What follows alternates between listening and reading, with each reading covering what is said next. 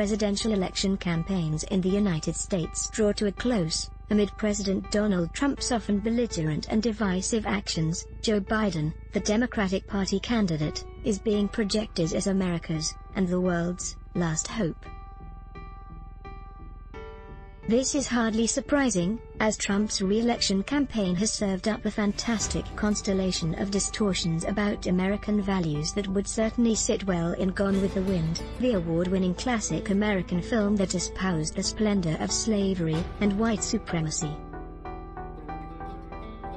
Moreover, his brash proclamations about making America great again led to unprecedented polarization and a cacophony of ominous calls for conservative America to stand up to leftist forces allegedly bent on destroying the world's greatest nation.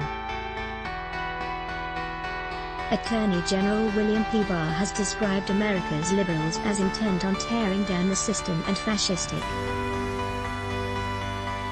K. Cole James, a leading conservative who served in George W. Bush's administration, claimed, Antifa and the BLM organization want to impose an ideology on America that would only bring greater poverty, a loss of freedom, destruction to churches and civil society, and violent law enforcement tactics to enforce compliance, exactly what we've seen in places like Venezuela, Cuba, and North Korea. After convincing his supporters that America needs saving, the president took on the role of a dashing white savior with John Wayne patriotism and Clark Gable flair, and promised Americans that he would continue to protect them from all of their imagined enemies, from anti-fascist protesters and anti-racism activists to immigrants and the Chinese virus. As Trump worked hard to sell himself as the leader America needs to return to its former glory, Biden cast himself as the antithesis of the madmen in the White House.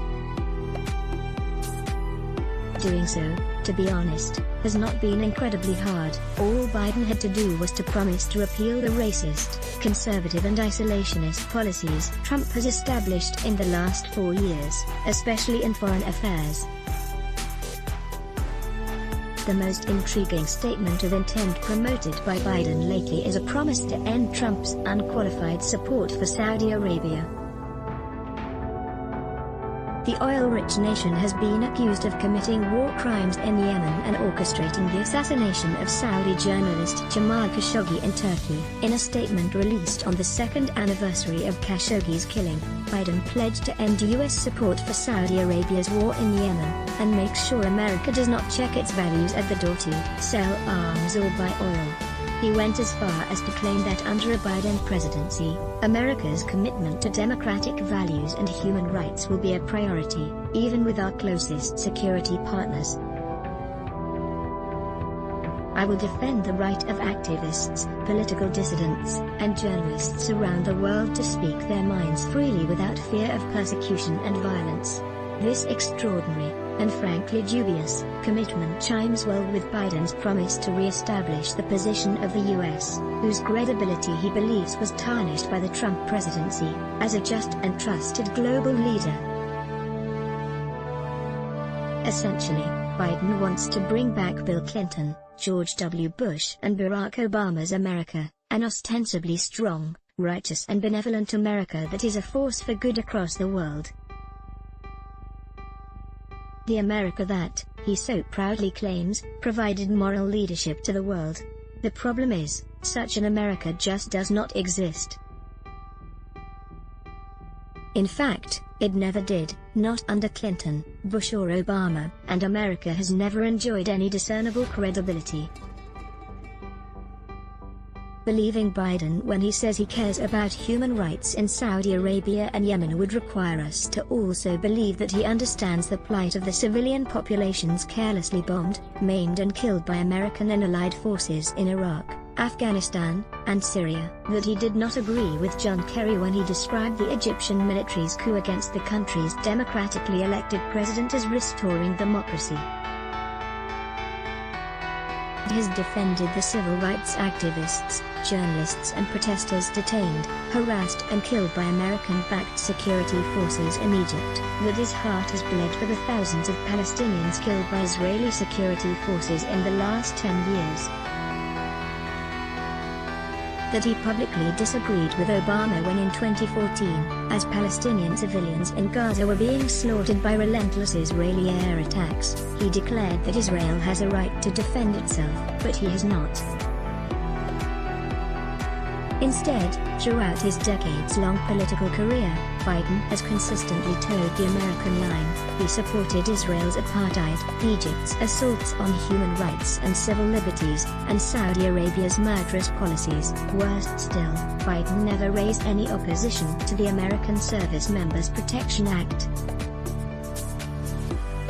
Signed into law by Bush in 2002, it is a U.S. federal law that aims to protect United States military personnel and other elected and appointed officials of the United States government against criminal prosecution by an international criminal court to which the United States is not party.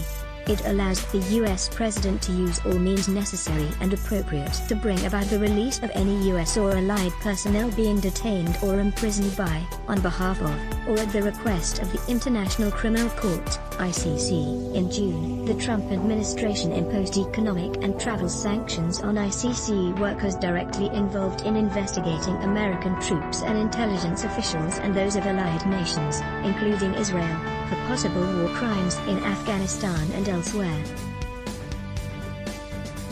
The ICC has been investigating possible war crimes committed by U.S. troops in Afghanistan and Israeli troops in Palestine.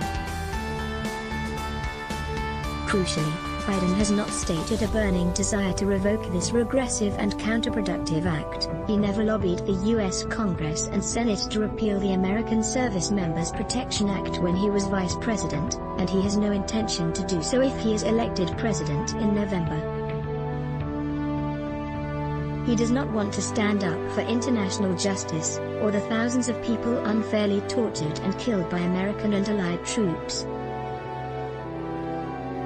And he does not want America to stop conducting drone attacks, extrajudicial killings that are sold as essential components of a comprehensive counterterrorism strategy. All in all, this supposedly progressive presidential candidate, just like his America First rival, wants America and its allies to inflict greater poverty, a loss of freedom, destruction to churches and civil society, and violent law enforcement tactics to enforce compliance in third world countries, but avoid being investigated and facing accountability for its endless transgressions of international law.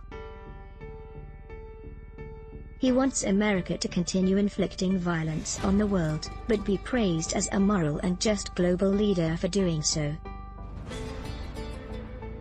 So why is America lost in this shameless spectacle about values, greatness, moral leadership and credibility, when it clearly has none?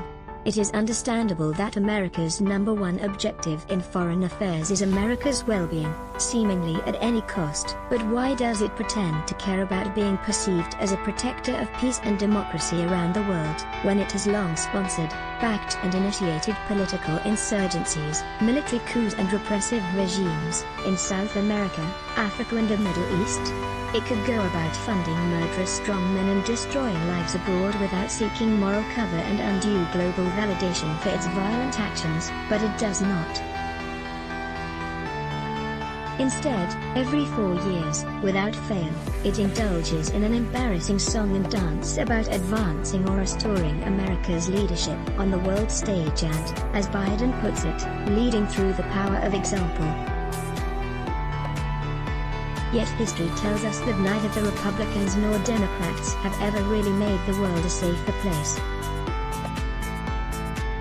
And even now, with Trump in office, the presidential election, whatever the result, will not make America more moral or just. America, under Biden, will be as dangerous as ever. The views expressed in this article are the author's own and do not necessarily reflect Al Jazeera's editorial stance. Let's block ads. Show your love for him. Click the link in description. Thanks for watching.